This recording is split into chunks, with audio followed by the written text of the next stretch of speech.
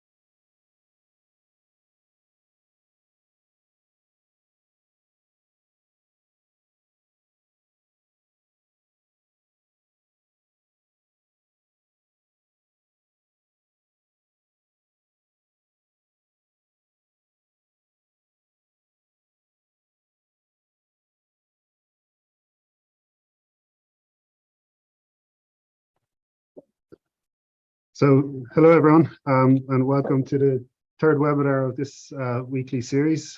So my name is Declan Bennett. I'm the training coordinator for the Centre for Research Training in Genomics Data Science, which is funded by Science Foundation Ireland.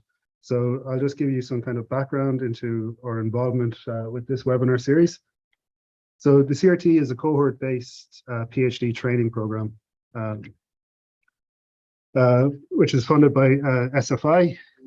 We have over 150 science group leaders or PIs across 7 Irish universities, and we aim to train over 100 PhD students in genomics data science over 4 intake periods. So in the first 3 months of a student's PhD, we run a residential training program. So this is where all the students attend the University of Galway and undertake training in the fundamentals of genomics data science and its advanced applications to human health.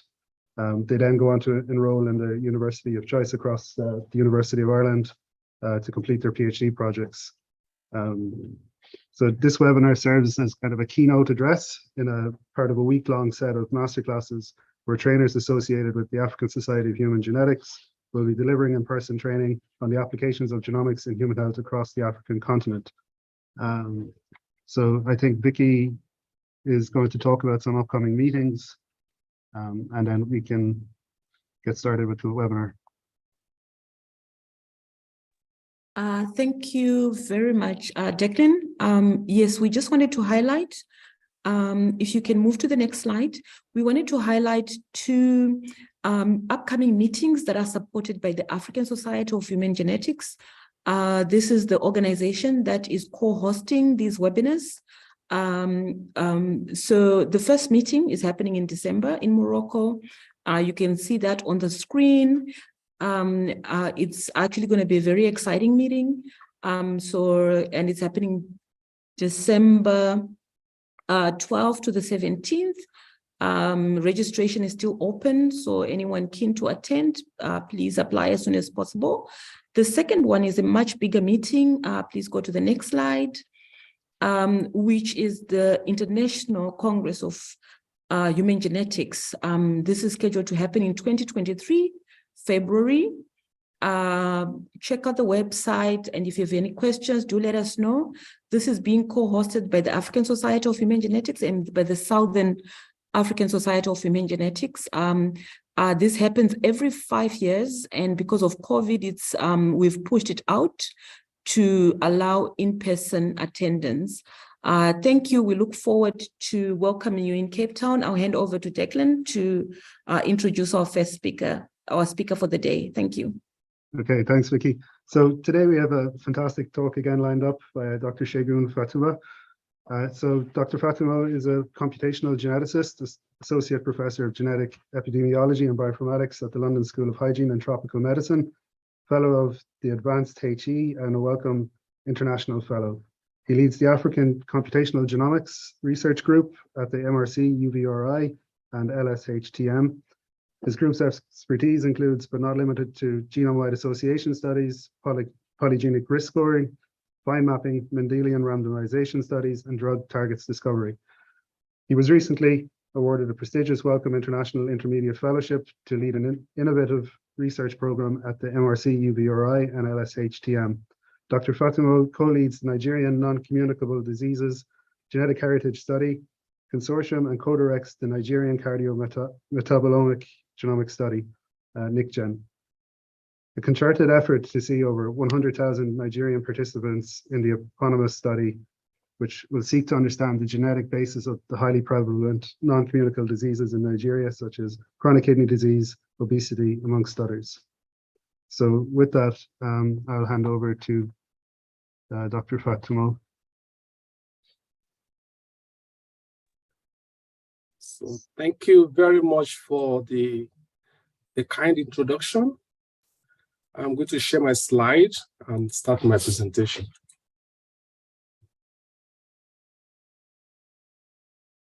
So good morning, everybody. Good afternoon, good evening, depending on where you are joining from. Once again, I would like to say thank you to the organizers for inviting me to make this presentation. So today, my presentation is titled Complex Disease Gene Mapping and risk profiling for African population. My name is Segun Fatumo. I'm an associate professor at the Department of Non-Communicable Disease Epidemiology at the London School of Hygiene Medicine in the UK. I also lead a group called the African Continuum Genomic Group at the MRC UVRI in Uganda. If you have any question that I'm not able to answer now, please feel free to send me an email on this email, segun.fatumo@lshgm.ac.uk. If you would like to tweet any of the comments I make today, please feel free to tag me on sfatumo on Twitter. So I always like to start with this slide because most of the time we have a mixed audience. And I like to say that to give some statistics about Africa. Actually, Africa has about 1.4 billion inhabitants living in there. So Africa is the world's second largest and the second most populous continent in the world. Like some people may not know, Africa is not a country. Africa is a continent with 54 different countries, speaking more than 2,000 different languages with more than 3,000 different ethnic groups. So currently, more than 50% of African population, they are children. So the average age of people in Africa is probably about 18 years old. In Uganda, where I do most of my study, average age is about 17 years old. So by 2015, 40% of the world children will be living in Africa. So these are very important for what I'll be speaking about today in terms of genomics, genomic medicine, and broadly, precision medicine. So why is African genomics very important? Why do we care about African genomics? There have been several studies, multiple studies that have confirmed what is called the Art of African theory. So meaning that all of us, all women come from Africa. So as we know, African population have more genetic diversity than any other population in the world. And this genetic diversity is very key for our heads. And that was about 100,000 years ago. So when they left Africa, so they carry with them only a small proportion of African genetic variation with them. If you look here on the left, top left here, you see here where I show the map of Africa. And what you see here is a lot of genetic diversity within African population. So if you look at the rest of the world, you will see that what you see in the rest of the world is more or less like a subset of what you have in African population. So what that means is that there are more genetic diversity in Africa, and African genomics has to be studied. So also very important that I should mention is that there is even larger genetic differences between or within African than between African and European population. For example, if you look at this plot again and look here and look at this side, you will see that there are more diversity if you look at South Africa compared to either East Africa or compared to West Africa than comparing Africa with European population. So there are larger genetic diversity even within Africa than between African and European population or between African and Asian population. So all this diversity, they have implication. So genetic study of African population are crucial to fully understand the modern human evolution and also the effect that it has on disease. So secondly, this finding implies that research from genetic study in non-African population, including their clinical relevance, may not be generalized or generalizable to African population. So if we continue to study non-European population, so the finding from those non-European population may not be generalizable to African population. So thirdly, so this also implies that there are many genetic variants yet to be discovered yet. If you are aware, a few weeks ago, which I will show later in my presentation, you see a study which is genomic study of height in diverse population. And the paper reported that all the loci that are shared with height has been discovered. But the truth is that there might be some other loci that have not been discovered because African population are not been studied. So this findings implies that result from genetic study in one subpopulation, in African population, may not also be transferable to another population in Africa. So there have been repeated calls and warning that genomics in Africa must be studied. And here on the left here, so I show the number of genomic study in percentage that have been studied in 2016. In 2016, 81% of all genomic studies that have been done were done in individual of European ascent, only 3% in Africa. 3 years down the line, in 2019, we see that African reduced from 3% to 2.03%.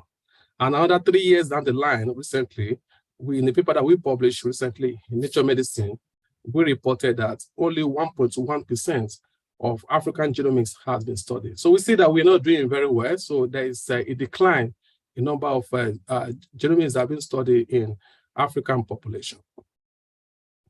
So very interesting to know is that even the 1.1% African in genomic study are mainly African Americans or Black participants in European population.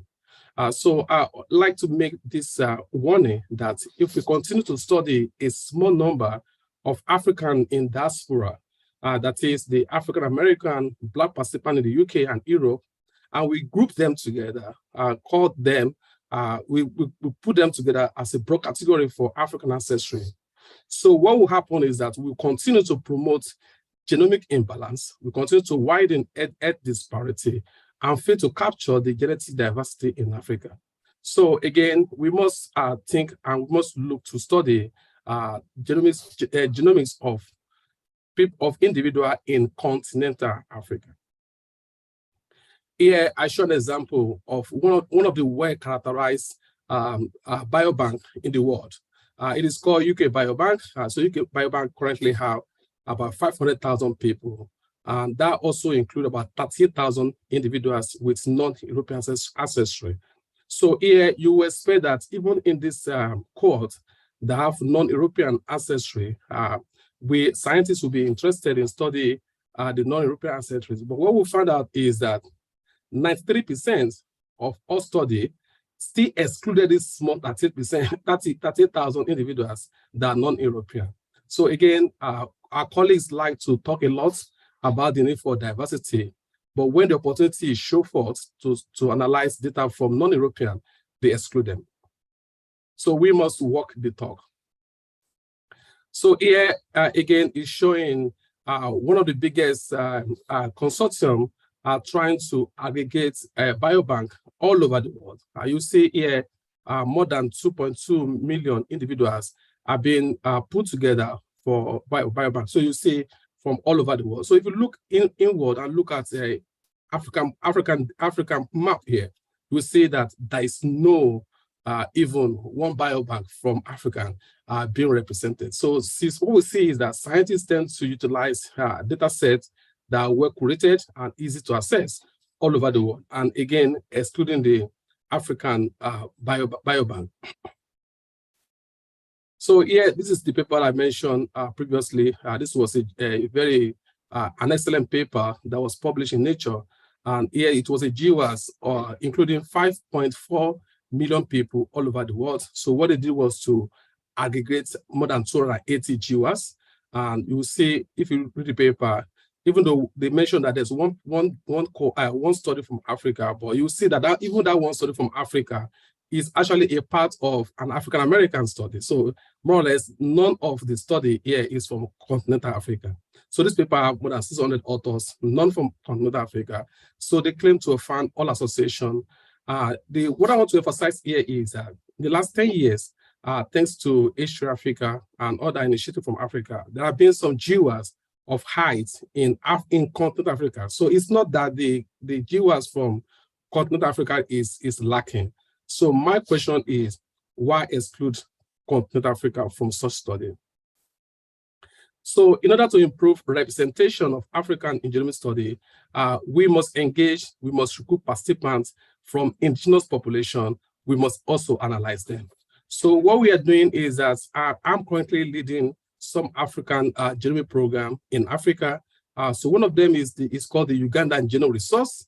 Uganda Genome Resource has about 5,000 participants that were genotyped on a 2.5 million Illumina array, additional 2,000 on that were whole genome sequence from a cohort, a community of about 22,000 inhabitants. So there's a plan to expand this study to include proteomics, metabolomics, epigenomics, and single-cell genomics. I'm also currently now leading what we call the Malawi Genome Resource, which we are generating from a Meru cohort that is led by Professor Mia Crampin in Malawi. So this cohort has about 25,000 people from a rural and urban community. So we are currently genotyping about 7,000 individuals on H3 Africa array, and we plan also to expand this. And so thirdly, I'm co-leading a new consortium that was founded in Nigeria about 2 years ago. So it is called the NCDGS Consortium. And we are working on what we call the Nigeria 100K Genome Project. So this is a private-public partnership project. There are multiple centers across Nigeria in different states of Nigeria. We currently have 2 projects. One of them is based in the community. One is based in the hospital. We have recruited over 100,000 individuals in the last 2 years. We're doing whole genome sequencing, genotyping, whole exome sequencing, and there's a plan to expand this across Africa. So I'm going to start with the Ugandan Genome Project, which I described previously. So we have this cohort that was established in 1989. Like I mentioned, it's about 22,000 people in 25 villages in a place called Shamulibua in the sub-region close to Etebe. So we have an established community advisory board who consists of stakeholders, people in the community, not scientists. They're mainly normal people, leaders in the community, such as pastor, imam, cultural leaders who are involved in the direction of our study. So every year, so we survey, we do different medical survey, including now doing some genomic epidemiology study. So since 2011. So we leverage local resources at our organization in Uganda. I've mentioned the GPC, which is the cohort where we contact people, where we administer questionnaire and collect sample. We leverage a biobank in our organization and store the sample that we collect from the GPC. We have facility where the sample can be tested for different phenotypes, including kidney and all kinds of non-communicable disease and communicable disease. So we have what we call the Uganda Medical Informatics Center, which is more or less like a high-performing computing, where all data that are generated are being stored and analyzed. So we are also collaborating regionally in Africa, collaborating with other studies in Africa, including ADAM, DDS, and DDC, to boost the number of samples that we have. And here, just showing the different phenotypes that have been analyzed. So in order to demonstrate the value of African genome, in 2019, we published our work in Cell. At that time, this project represents one of the largest collection of genome-wide situation study GWAS and whole genome sequencing in Africa. Like I said, this study show data that were genotyped on 2.5 million array.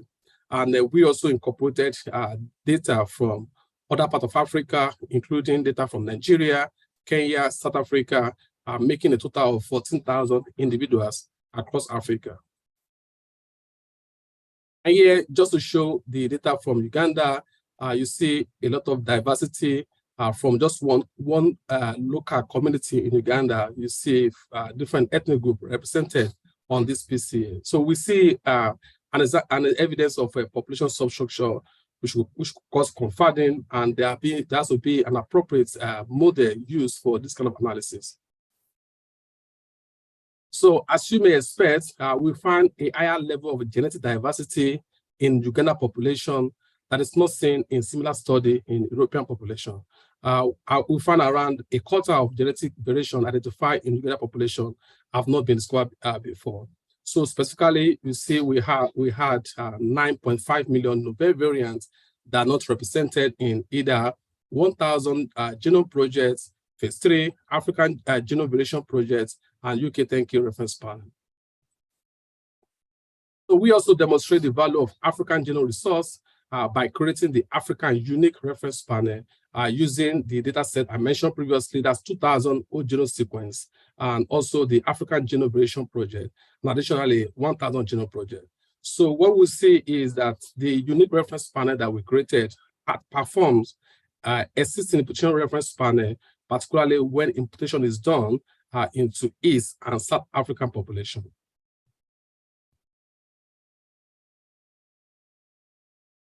So this slide showed a list of novel genetic associations that we found to be associated with various cardiometabolic traits and disease. It also showed a list of distinct associations at already known loci. So as you may have noticed on the last column and the second to last column show the minor allele frequency in African population, and the last one showed the minor allele frequency in European population. What you will see, notably, you see allele frequency of 0. So meaning that these variants are monomorphic in European population, maybe simply mean that they are absent in European population. So again, that explains the reason why we find this association in African population, because they are not present in the European population. And that could justify the reason why I said the GWAS of height in 5.4 million people globally may not actually have discovered all the genetic variants that are associated with height.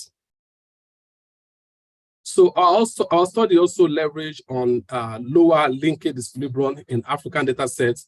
Our fine mapping analysis resulted in so narrow, credible interval for most of the traits.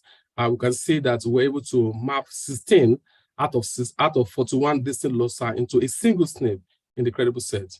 We're also able to resolve previously identified association with HB1C. So very interestingly, the Uganda Genome Resource also offers us opportunities to study the extent to which genetic differences encode differences in traits and disease. So here, this slide is showing the assessment of heritability that we did in all the 34 cardiometabolic traits using mixed model that also model the environmental correlation. So what we found that the height is less genetically determined in Uganda relative to what you will see in European study. You can see that the narrow sense heritability for height was 49% in Uganda compared to about 80% in European population. One reason for this might be environmental factor such as maybe nutrients in Uganda population. And in contrast to that, so we found that the heritability estimates for LDL, lower cholesterol, was significantly higher in Uganda population, about 54%, compared to 20% in European population. And on a whole, so this finding highlights the usefulness of examining genetically diverse population within Africa like ours. Here, I'm showing an example of what we do before we start our sample collection and what we do also even after sample collection, how we engage the participant. So here is just an example of our community support for the research participants. We don't just go there, collect sample, do analysis and go away. So we also engage the participants and also give do different kind of activity, including just one of them that we did recently this year, January this year. Here is also an example of getting to know the participants and support them. Here is also one example. Here is another example, and another example, and many examples showing how we engage and support our participants. So collectively, so our findings from a small data set show a great potential and value of African genome data for genetic discovery. So from what I've said so far, what we have learned from the Uganda cohort is that community engagement, and this is not the same as doing consultation, and it's not the same as doing research announcement, telling people that they want to do study. So community engagement is key for genomic study, especially in indigenous population. We think that it is not just right to show up when we need to collect sample. People must be engaged and must be supported. So we also learned from the Uganda court that it is not ethically or morally right. And this is me in Shamulibua, in that community where we go to collect our sample. So it is not right, it is not ethically right or morally right to think about our research participants as data or number. We must think about them as an integral part of the solution that we aim for. So here is an example also of an informed consent. And in one study that we're doing, I'll just go to this part where we're trying to do a genomic study. And in Africa, many parts of Africa, so the word genomics, DNA, genetics, they are not literally translated to local language. There's no direct word to translate them. It's always very difficult. And if you must get an informed consent, we must be clear that this must be a process that is actually informed, that the participants actually understand what we are trying to do before they sign a form. It should not just be a form sign activity, it must be truly an informed consent. So in this study, we have the scientists trying to get across to the participants who don't speak English, and we need to translate genetics to the local language. So what we found is that when we did the translation to local language, we also attempted to translate back what we translated. So when we translate back what we translated, so genetics translated to mean generational causes. So what this means is that we must do validation of any translation to local language and be sure that people actually understand what we are trying to pass across to them. So in that population, which is on the average of about the average age of about 30 years old, we found a relatively high prevalence of risk factor for CVD in that population. Unfortunately, there's a low level of awareness about the risk factor that they have. This is very important because in Africa, many people live in the rural community, and our population is a true representation of many people in Africa. So, for example, we found that none of those with high cholesterol was aware. In one pilot study that we did, 80% of those with hypertension were not aware. We have facility, we have a clinic in Shamulibua in that community where people can be supported and be treated. 57% of people with HbA1c that is abnormal were not even aware, but we treated them.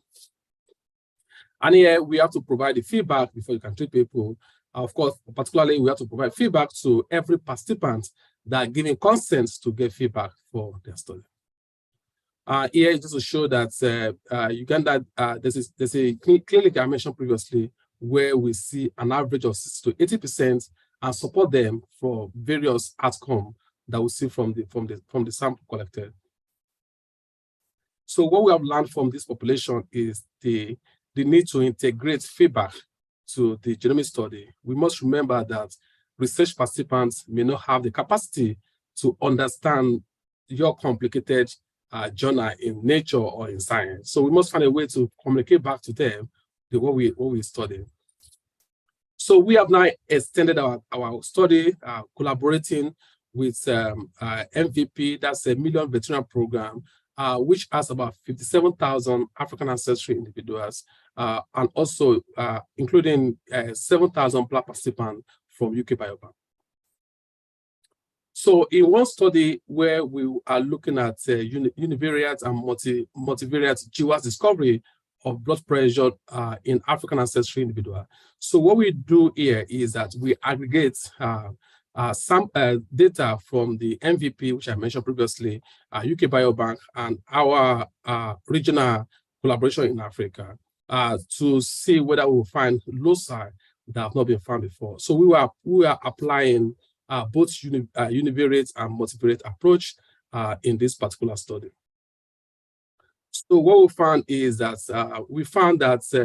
both univariate GWAS and multivariate GWAS find common gene, common loci, but they also individually are able to find loci that are not found by one approach. So again, leveraging on the data that we have, so we are using this data to derive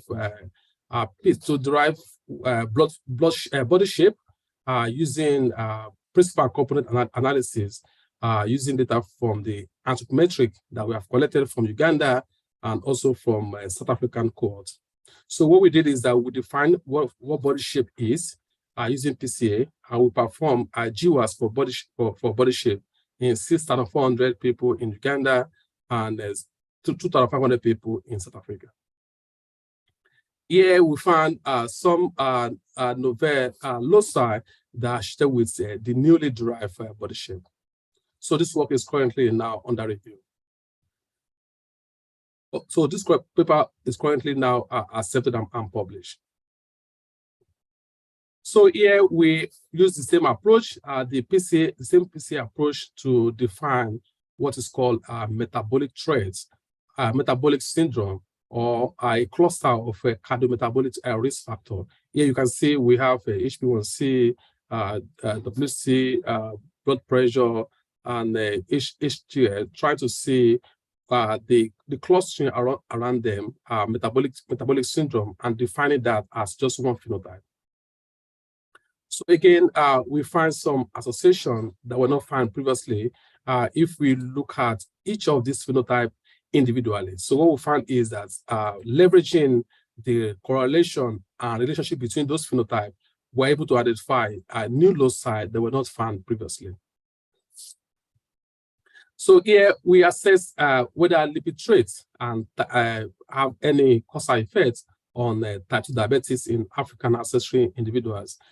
Also including assessing whether drug inhibition that had been known before for type 2 diabetes also is applicable in African population.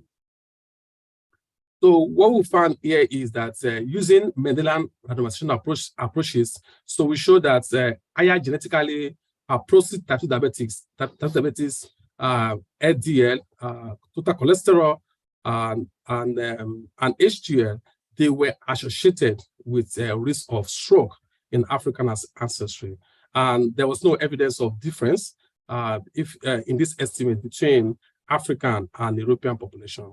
So this analysis again supports a causal effect for type 2 diabetes, lipid traits on stroke in African population, and we don't see any difference between African and European population. In some other study, we see different, but this particular study, there's no difference between African and European population. So like you're aware that up to 60% of type 2 diabetes in Africa are currently undiagnosed. And here, so what we do is to predict, derive polygenic risk score and see if they transfer into African population. So on the left here, we are using very large data set from different populations. So one of them is type 2 diabetes GWAS in multi-ancestry population, which has more than 1.4 million individuals. So the second one is type 2 diabetes GWAS from African ancestry, African-American population, which has only 50,000 individuals. And the last one is European population with 1.1 million individuals. So what we did was to derive PRS from these different data and test their transferability into South African population with 2,500 and validate that in another population. So this table shows the number of type 2 diabetes cases and control in the base discovery data set. So those three large data set I mentioned. So the multi-ancestry, for example, has more than 200,000 cases of type 2 diabetes. The European ones has more than 150,000 and African-American only 24,000. So the target discovery I mentioned, South Africa, about 1,600 cases and 981 control. So what is very important on this slide is that the best predictive PRS from these three base data sets, they were all significant in South African population, like you can see from here. So, but we observed that the highest variance of 1.1% as indicated by R square, which is what I'm pointing to here, and p-value of 3.9 times 10 to the minus 9 was seen in African-American derived PRS. So we showed that the African-American derived PRS, even with lower number of sample, is transferring much more to African population. So again, for validation, So we noted that all the best PRS were all significant into the validation, which is a data that has people from different countries in Kenya, in South Africa, Ghana, West Africa, and also Nigeria, West Africa. So what this means is that the African American PRS has the highest predictability as indicated by R-square of 2.92 in that Adam population, and p-value of 9 times 38, 9.38 times 10 to the minus 24 in the combined Kenya, Ghana, and Nigerian data set. So we also decided to evaluate the transferability of PRS in different individual African countries. Here you see Nigeria, Ghana, Kenya, and Kenya. So the bar shows the transferability of African American derived PRS in green and the multi-ancestry PRS in yellow. You see different countries like I mentioned. So as I've noticed here, so the African American derived PRS is transferable or predictive in all the country compared to the multi-ancestry that was less predictive in East African Kenya population, like you can see from here. So this might be due to the fact that the African American derived PRS are more people probably from the West Africa, including Nigeria and Kenya, and you can see that the multi-ancestry is not transferring much more as expected.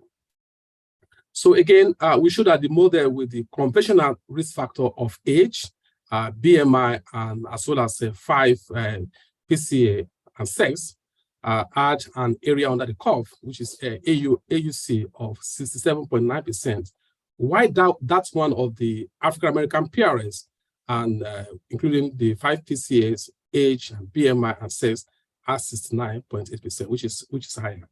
So this shows an improved discriminatory ability by 1.9% with the addition of the African American PRS, if you compare that to the conventional risk factor. So what this means is that we show that the African American derived PRS is best predictor for type 2 diabetes in continental Africa compared to the European and the multi-ancestry PRS. So this work was published this year in Diabetes Care. If you're interested, you can have a look of the state of the analysis that was done in this work. So we now use a very similar approach for another phenotype, which is lipid traits. Again, compare different PRS derived from multi-ancestry, African American, and also the European into continental Africa. So again, what we found is that the African American derived PRS is transferring better generally than the multi-ancestry or European population. And this was done into the South African population. So we were very excited about our prediction into South African population. We now decided to evaluate whether using the same discovery data set would lead to similar prediction in the Uganda population. So unfortunately, our PRS prediction vary greatly between South African Zulu population, which was showing like a R-square of 8.14% for LDL in South Africa, but now showing 0.026% for Uganda. So what this is telling us is the difference between two different African population, and there might be many factors that contribute to that. So this paper again have been published in Nature Medicine, and detail of that can be found in this paper. So collectively, our PRS work show a need for improved representation of African in genomic study and ensuring that generalization of findings for precision medicine.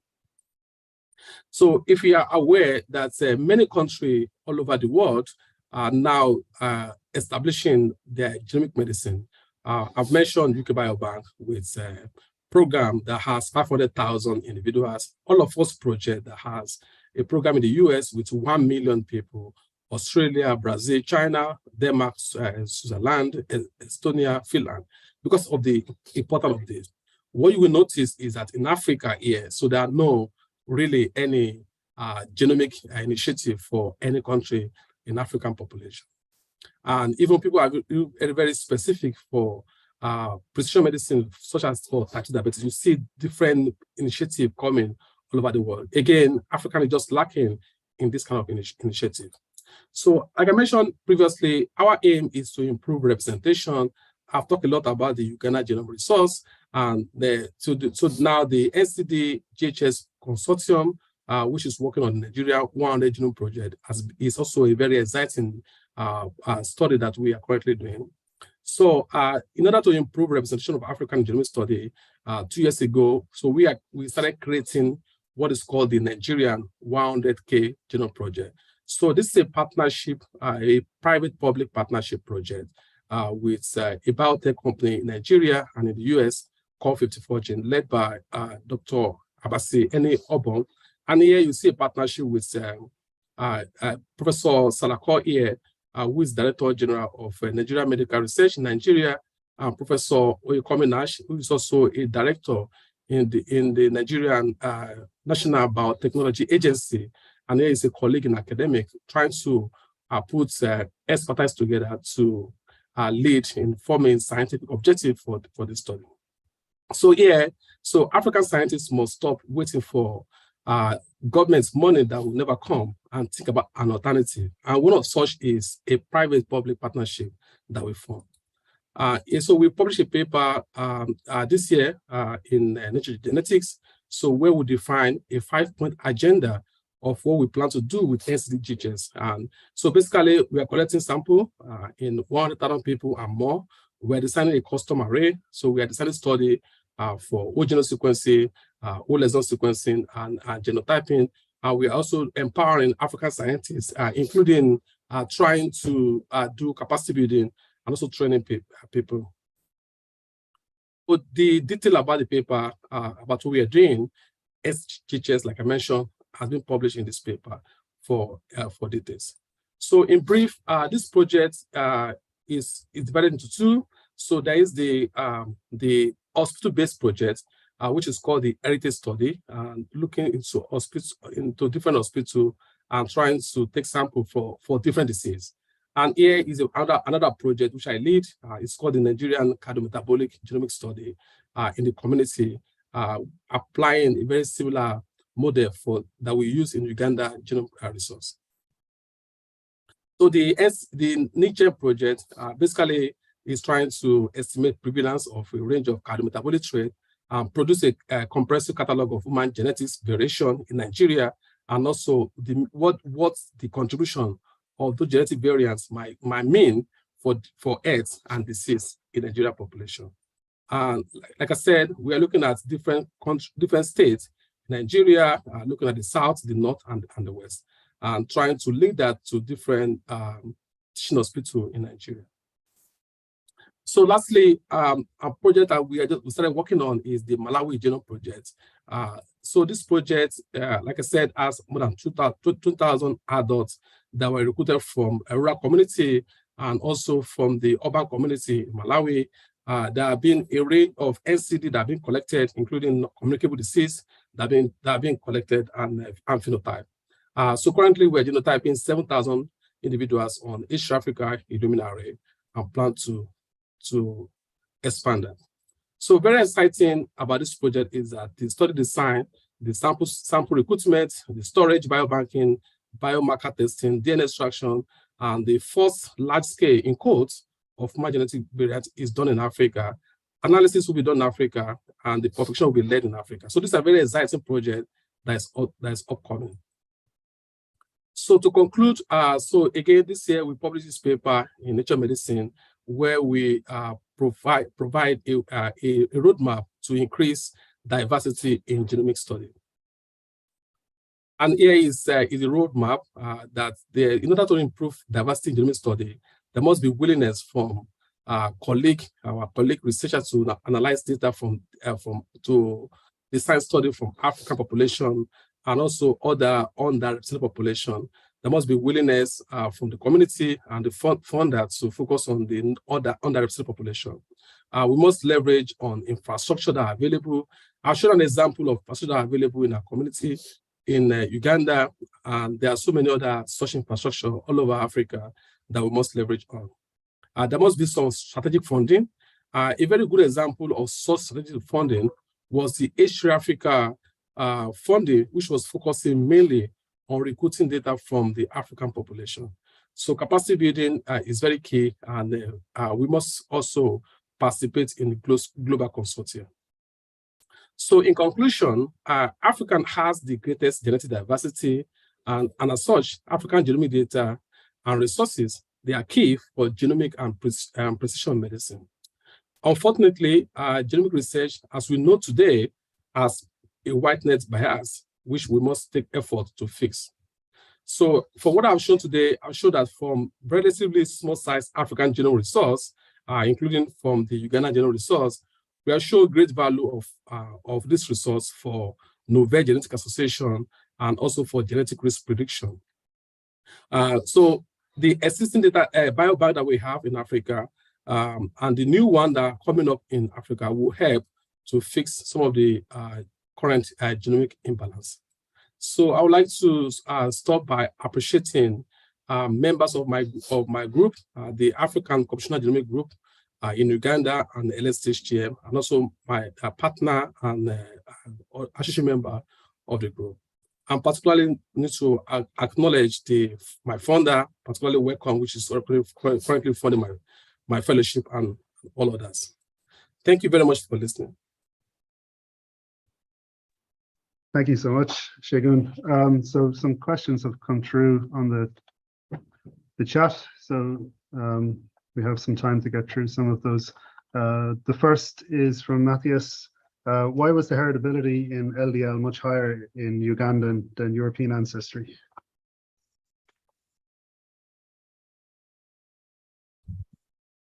Yeah, that's a very interesting question. I've asked that question over and over again. So if you don't study the African population, we will not even know in the first instance. So the one, not only LDL, from what I show, I also show height. That's height, heritability for height also is different between Uganda population and the European population. One reason could be nutrients. People live, there are other factors that must be put into consideration, environmental factor, such as what people eat and how they live their life.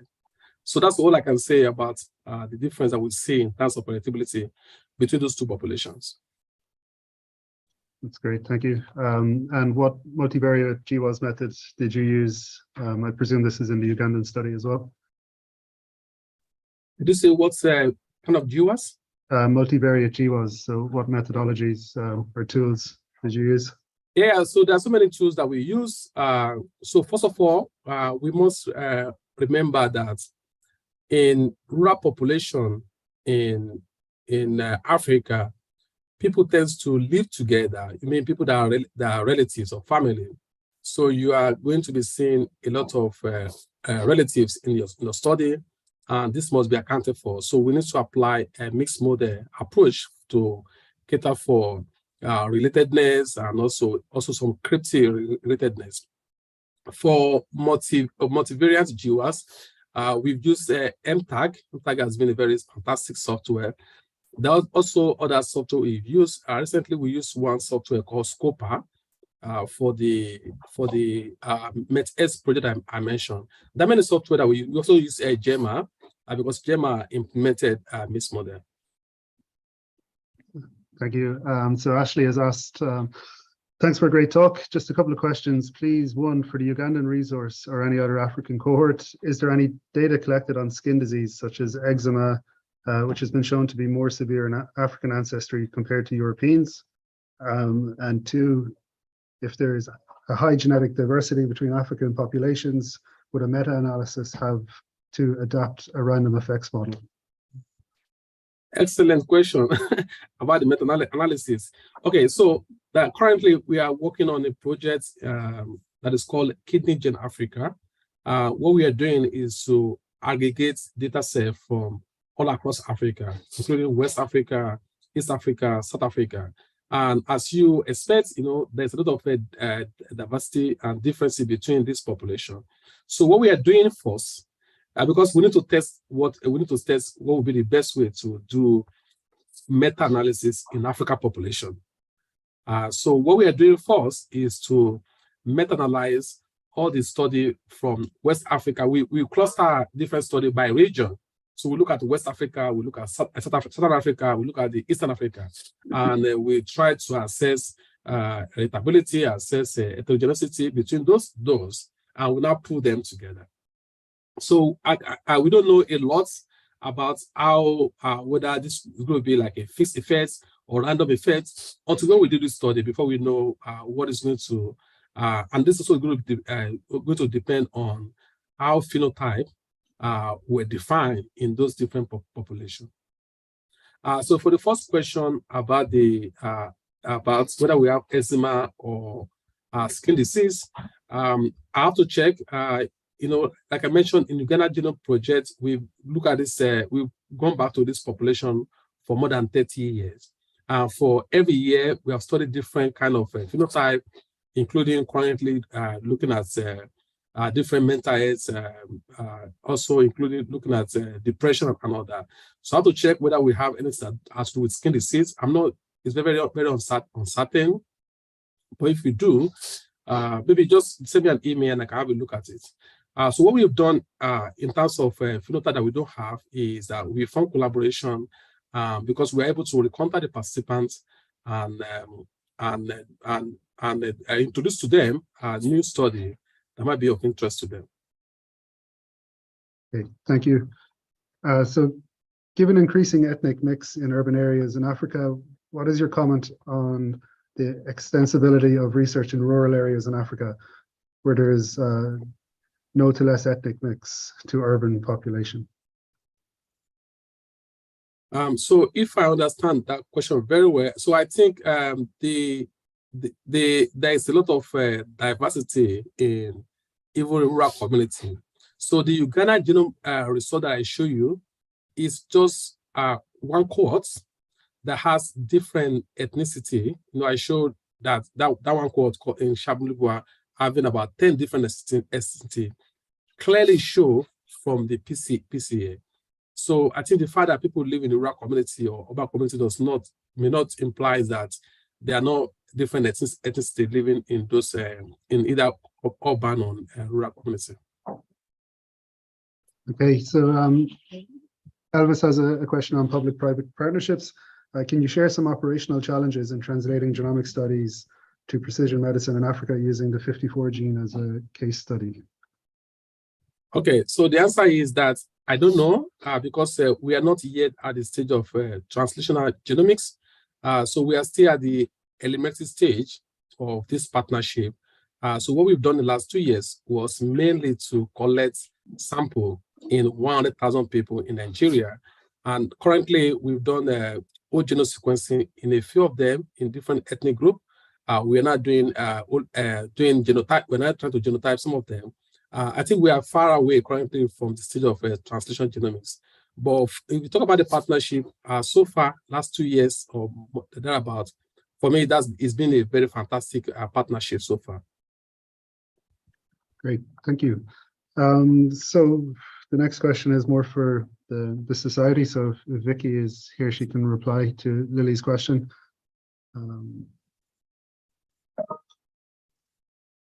Yeah, so Kevin has a question. Great talk as usual, Dr. Fatimo. Is the unique reference panel you generated from the Ugandan genome resource accessible for imputation? Yes, so, the answer is yes. It is available now. When we created that, so it's called the African Genome Resource. So if you go to the Sanga website, the imputation reference panel for Sanga website.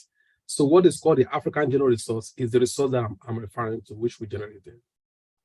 Okay, and that's available on the imputation server itself, yeah? Yes, that's correct. Fantastic.